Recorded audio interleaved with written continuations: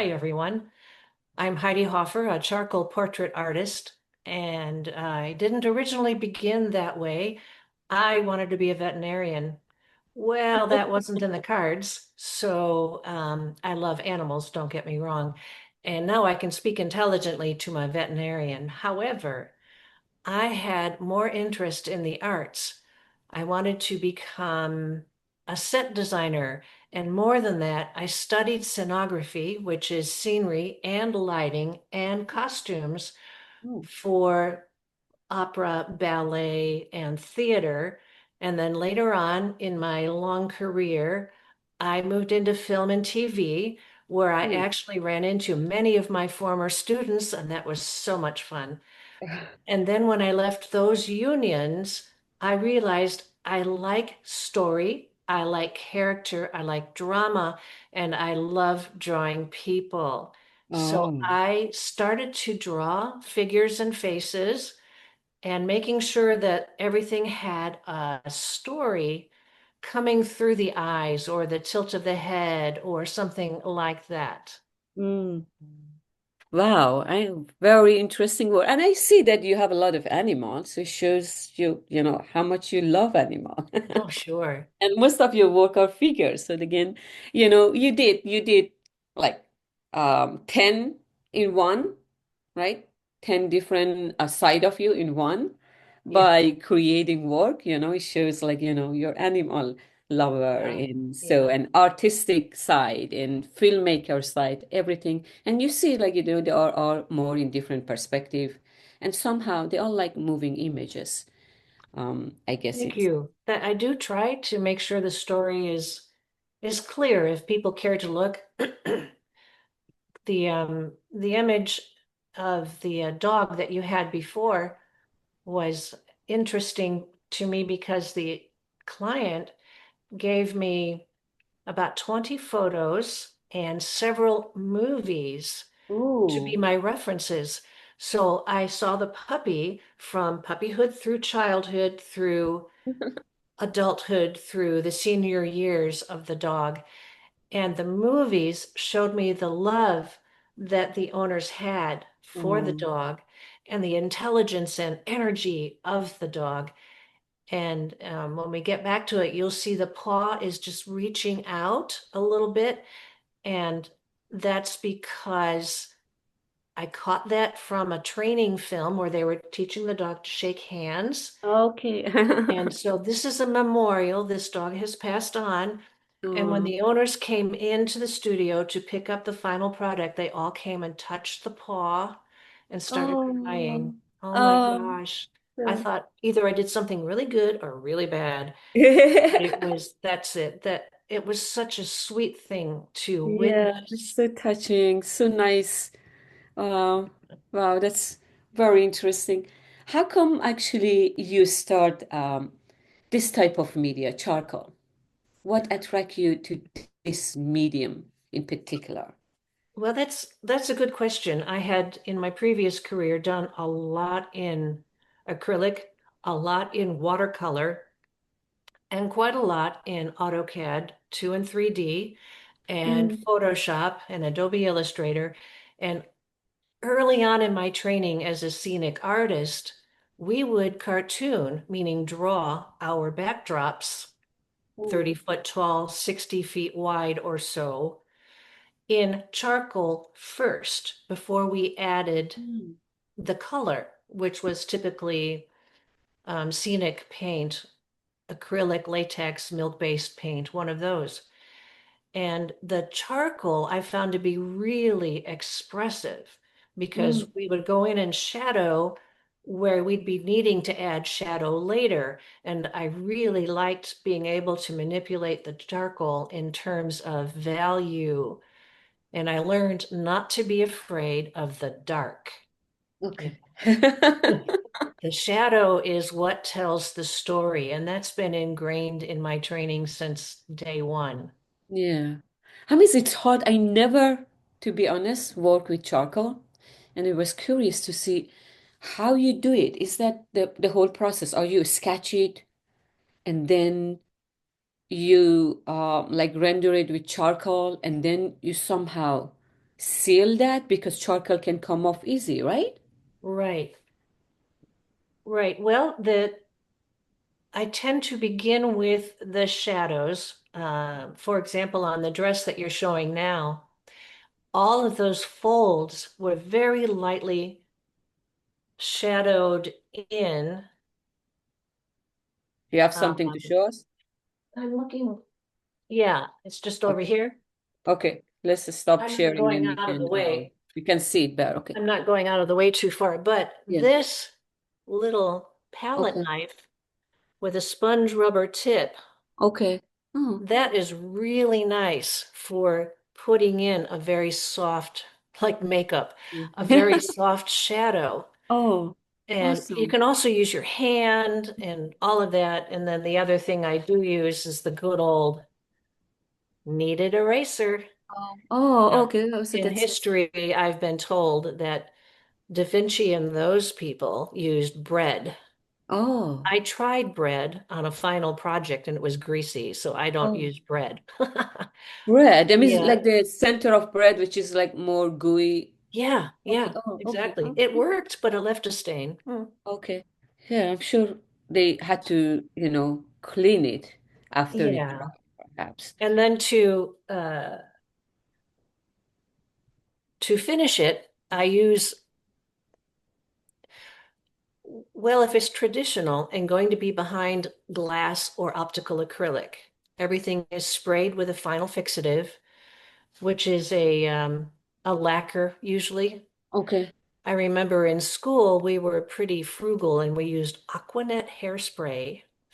I don't recommend that, Um, but the Sennelier or the Krylon or the Grumbacher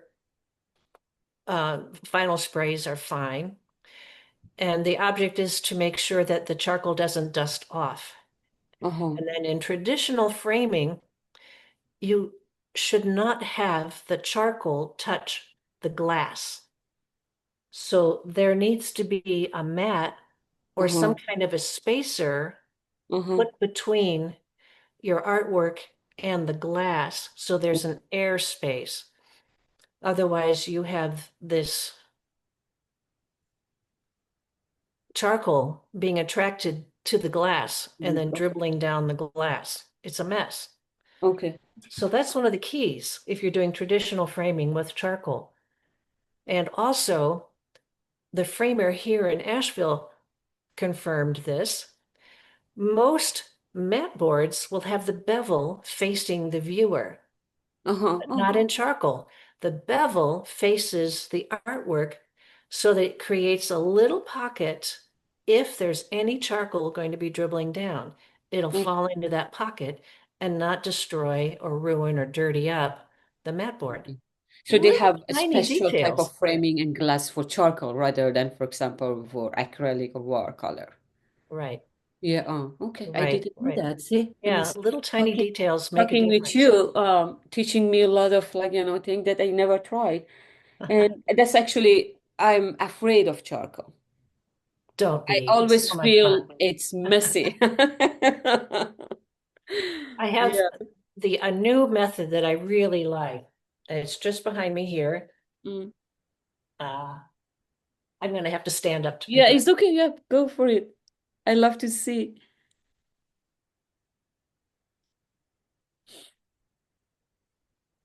So this charcoal, ta-da! Mm. This charcoal has been lightly sprayed. I could wipe my hand across it and come out with a dirty hand still, but enough of the charcoal is fixed onto the paper and it has been mounted on a panel. Okay. And I use archival materials, the bookbinding materials, basically to adhere it to the panel with an acrylic barrier because the wood itself is a little bit acidic and we don't want that on the paper. So there's the panel, a barrier, and then the artwork, and then a light spray of fixative. And then the final thing on this one is going to be cold wax. Oh, okay. So that completely solid make Yeah, yeah, okay. the Dorland's cold wax or golden cold wax. It looks like Crisco shortening. Okay, okay. And Well, I put it on with a spatula Oh, basically. I've oh, seen watercolor artists take some and then rub it into their watercolor. I don't do that because it creates a bit of a shine, and my goal is to make it completely matte. okay, So when I'm putting the cold wax on with the spatula, it goes north, south, and then east, west. So I'm filling up all of the pores of the paper, okay. and then it dries clear and matte. So Oh, it's water resistant, okay. UV protected, and archival. Okay, but It's awesome. perfect. See, all those experiments you did previously work well, it shows like, how much effort you put in what all this help you, the previous experience and study you did. I have Yes, a short video of your work that you sent me. I guess I thought, it would be good to see it here. sure. Let me actually, you can just mute it. And it shows how you apply, right? This is one of the, Right. There, I'm just reinforcing some of the darks in the trees or the rocks that are going into that nice waterfall. Being in Asheville, of course, waterfalls are one of the big things. okay. So being able to draw the waterfall is really fun, and going out and capturing my own reference images. Oh, I like to hike, yeah. get wet. So you take picture and then you come to a studio and then you execute it in a studio. Right, right. I have another video. This is actually was interesting because I had the images you're gonna talk about it, but it shows the scale, how large this painting, Thank you. most I of your love painting drawing are. large, and I'm pretty sure that's because of my early training as a designer for the entertainment world. Everything we did in that world was big. Yeah. It was my job to fill up the environment with, and the environment could easily be 120 feet by 60 feet deep by 60 feet tall, and I had to fill it with the environment of scenery and lighting and costuming. All right, so let's see some of your artwork that you have it here in the slide, and you can tell us a little bit about them and how you make them, or All right, what inspired you. all right. Are we starting with Alice? Yes, All let's go right. with Alice. Well, being in Asheville, I'm very cognizant of the fact that Biltmore is just down the road, and what a gorgeous place that is. And so I determined I would be doing a Gilded Age series since I adore the costuming, and those photographers of yesteryear really knew their lighting. They must have studied Rembrandt and other great artists because they really knew how to light the figure very well. So this particular portrait of Alice Roosevelt Longworth, I got from the American Library of Congress. Oh, And the Library of Congress is very clear on their copyright policies. And so you can backtrack to the negative and see who owns it and see if it's indeed copyright free. So it is for me. So I can make a copy of that.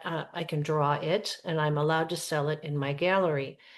And of course, Alice kind of embodies the whole haughty attitude of the Gilded Age that I kind of adore. And when I found out she was a bit of a bad girl, I thought, well, that's it. She's perfect. wow, and it's quite large. It's not like, something.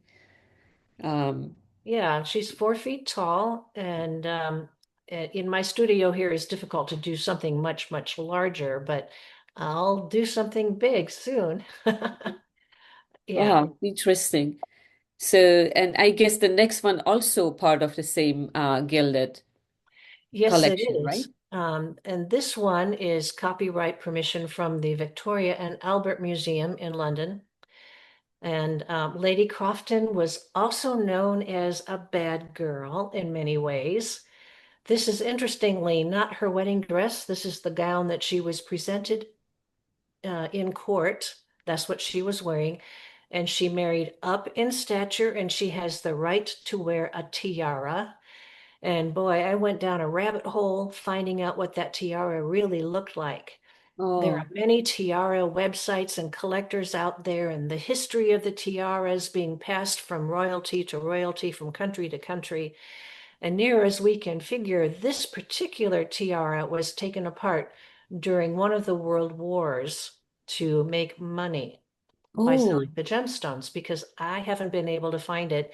And the people who've been helping me find these tend to agree that it's lost to the yeah. ages. Been reused perhaps the Yeah. pieces or Yeah. so. In other pieces of jewelry, perhaps. Okay. So you don't just paint them, you research them in a Oh, I sense. love to Yeah. do the research. Yes, the stories mean so much. Yeah. Um, we estimate that her whole gown and the tiara weighed maybe 80 pounds. Mm, Heavy, heavy, yeah. heavy. And she's standing there looking fresh as a daisy and maybe a wee bit fragile and tired. Yeah. And the other images of her photography session when she was being presented were with her husband and alone facing front and different views. And I just loved this over the shoulder look because it conveyed the idea that she was one of the bright young things, which was a clique of people who smoked and drank and sort of bent the rules for themselves back in the day. Wow. Wow. I'm wondering how much time you spend for this. I mean, it's just like the photo. You can tell this is a, work, a painting, you know? Wow. That's interesting you say that. My colleagues tend to call what I do painting rather than drawing because I do use brushes Yeah, actually. I mean, and you render all your work, so you consider painting. Yeah, Painting is yeah, not only, be acrylic or oil or watercolor, right? right. So, yeah, and so this is the same Gilded Age. How many painting you have in this series? Oh, five A or lot. six. I'm sorry, I don't have that number in my mind right Yeah, now. that's fine. It's five or six. Are This this one was ongoing interesting. or when you paint this series? I'm sorry. I said, when did you paint this series? Is this something ongoing? It's ongoing. There's Oh. always something beautiful in some Edwardian or Victorian or Gilded Age or 1920s story that catches my eye, and the photos and the research is really stunning. There, I just love that. The interesting thing about this Victorian dandy is he was striking more of a performative pose, and I surmised that he might have been an actor or someone in the entertainment industry. Mm, He has very nice looking shoes, a nice double-breasted coat with a velvet collar. I could go on about the costume, but when I zoomed in on the original photo to look at his face, well, a different story appeared. It was very haggard and pockmarked, like he had been a worker in some other field, probably undernourished when he was growing up. And he finally found moderate income being a performer now. mm, So I'm not sure he's a gentleman of the period. He can sure play one on the stage, is what I decided. mhm. But do you have who he was, or it's Nope, just no? no idea. I No. looked and looked and looked, and there's no name. Oh, very interesting. I like the way you capture the face feature, which is so striking and so detailed, and you bring them alive somehow. Thank you.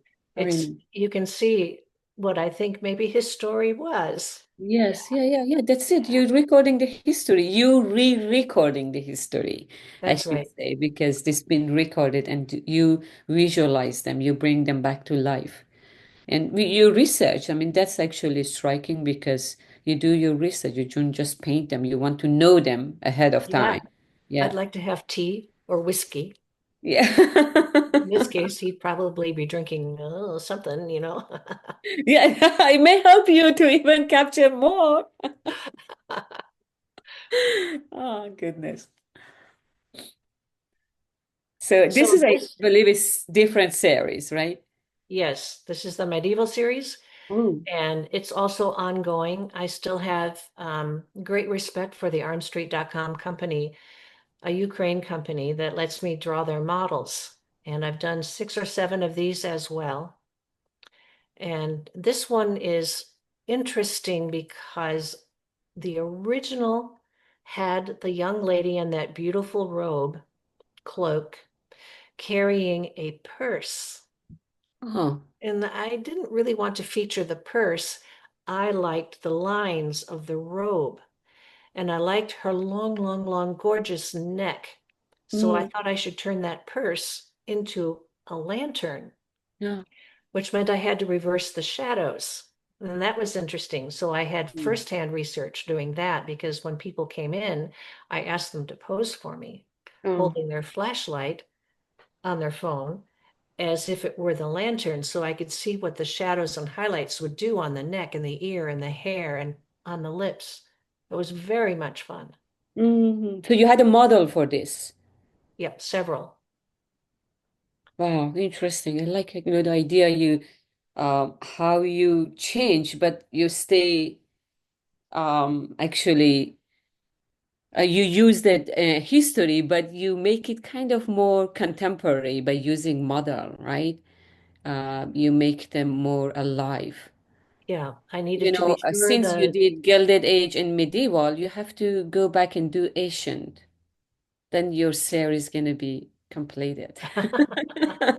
that might work. Yeah, fuck. Absolutely. And then come to modern and contemporary. In You this have one, you can make a book, yeah, yeah, yeah. fashion and It, figures I and think maybe it would be a fun coloring book. yes, society, from ancient to contemporary. And then you Yeah. have story for each one too. What I liked about this one is the woman with the lantern is rather smoothly rendered, and the background could be a cave, it could be a forest, it could be a somewhat scary background, but she has the light. Yeah, she has I the like light. that. Yeah.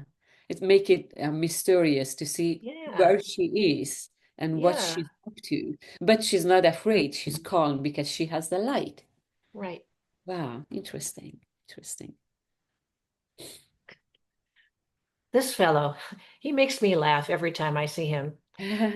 One reason I chose to do him is if you look at his feet, you'll see that his leggings are falling down, Huh? leg wraps. And I enjoyed the idea that he didn't seem to mind in the least that those fall down. They probably always fall down, and because he's running, he's fighting, whatever. And at this point, he's turning around, looking back. And if we zoom in on his face, I don't know if it's possible, you'll I see don't that know. he's I mean, actually looking up no, and I can't zoom in. yeah, don't worry Sorry. about that. You'll see that he's looking up and over the viewer to the horizon. And I decided to call it Search is the Adventure because Vikings have that iconic history. It may not be true, but it's an iconic history of always going further than the horizon allowed. So I think he's looking to see that next adventure. Yeah. Although I'll tell you something interesting. People come into the studio and they see this guy and they think he's looking back to make sure he set anchor, or he's looking back to make sure that Sven is bringing the beer. Adventure. And you know what? Yesterday, my student had presentation, and one of my student presentation was about this, like, religious and spiritual in Viking. And she herself was from descendant of Viking. And then I see this personality on her. And she has the same look as this gentleman. And then when she was explaining all this history about, like, where her root came from and all this adventure Yeah, they had and thing, and so I see him on her and how they I all like see. are Yeah, yeah. quite same. I think there's a little bit of wanderlust in all of us, which is Yes. probably why that Viking TV show is kind of popular. Yeah. And Adventure, right? I love adventure. Many So other people you come do in. adventure in all your work. I see, like, research. You seek for the root. Yeah, yeah, I And do. yeah, you don't just paint or draw. You want to know them. I do. I Yeah. do. I'm not sure if I sat down and drank with him what I'd be drinking, but it would be fun. Now, with this fellow, it would definitely be bourbon or whiskey. It's Definitely. just a character. Goodness. He is. This is one that he sat for me, and I did take reference photos, but I got to meet him, and he was kind of spectacular. He started out being a army pilot. So he flew for the army, which I thought was interesting. So we had a good conversation about what that was like during World War II. And he's 3 weeks away from retirement when I did Oh, this portrait of him. And he had the most expressive face, full of lines. And this guy has to have some stories. And in fact, at one point, he confided in me and he said, you know, I'm not a nice man. And I thought, really? And I didn't really know what to do with that. And so I moved a little closer to him and I said, oh, and he goes, oh, not like that. So he pleaded with me to have his whiskey glass in the portrait because I think being rewarded at the end of the day with a glass of something was important in his ritual way of living. wow. So he's not Gandhi, right? This is No, not Gandhi. No? no, I mean, he's he's look just like well. Gandhi. Goodness, yeah. John is like he's like Yeah, icon, John right? McCallishan. It's hard Oh, to say. McCallishan. He McCallison. is definitely one of the Aetna CVS Insurance Gold Circle Award winners, and he probably deserved it. Yeah, but he's look like Mahatma Gandhi, Indian icon. That was That my one actually won a couple of awards, and this oh one actually won an award as well.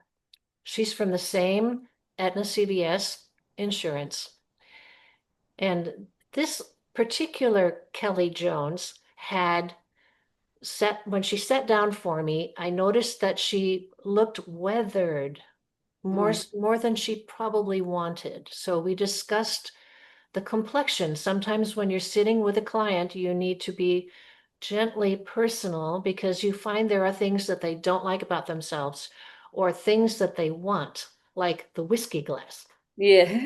So in her, I could already sense a very strong personality. And I surmised that she had experienced a lot of sun as a young teenager because we all tanned like that's what we're supposed to do. And she said, yeah, she had too much sun. And I said, don't worry, I will regain the strength without all of those lines. And that's what I did. So you are a psychologist too. No, I just like people. And I do love the women who sat for me from this agency had beautiful power jewelry. Oh, The same I way a see. man would be wearing a power tie or something. It was very much fun.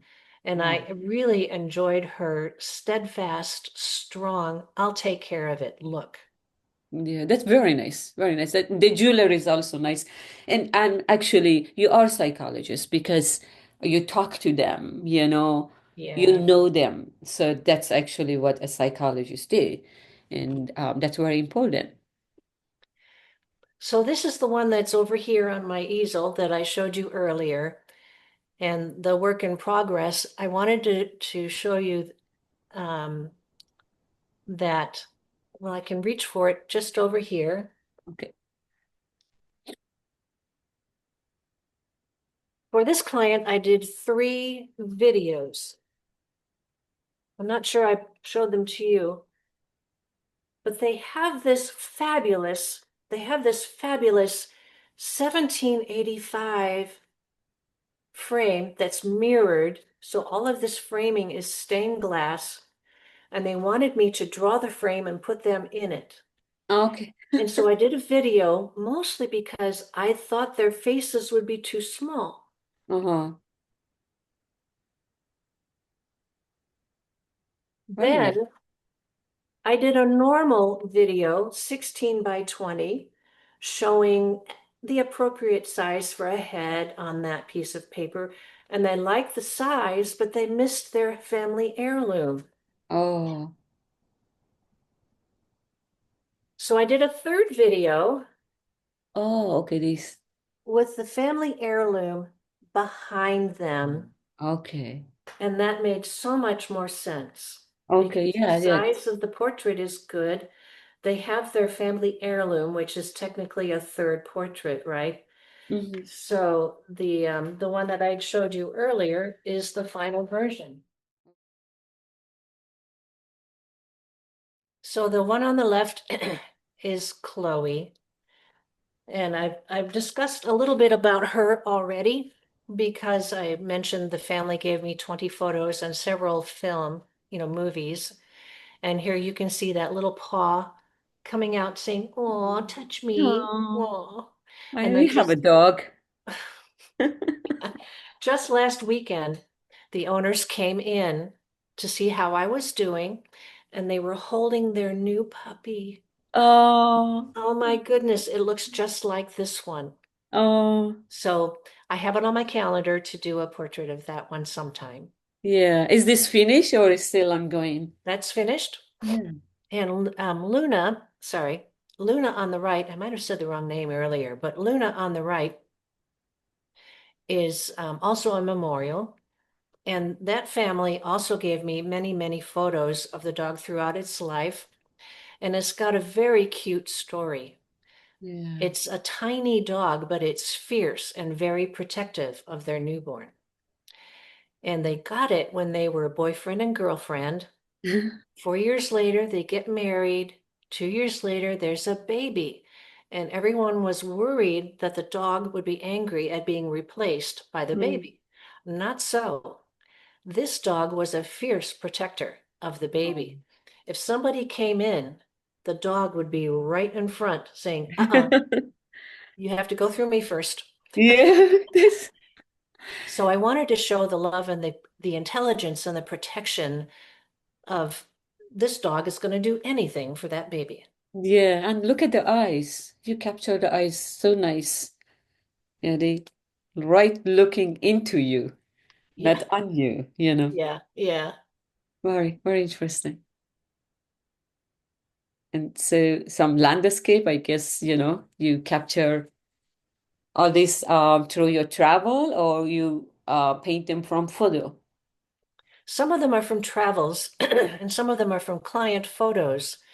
The whole idea of specializing in weather portraits Mm. came about through the bottom right little picture of a tornado because when I was a child, I was picked up and thrown across the street and held down by the tornado as Oh, everything goodness. else was flying around above me. I think I was 11 years old, and when you're 11, you're immortal, and I thought flying was fun. What goodness gracious. But I survived that. But I always remember the tornado, and so I tell myself psychologically, if I draw the storm, I control it. Hmm.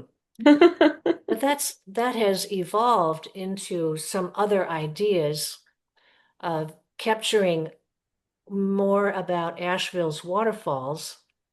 The top one is the Looking Glass Falls.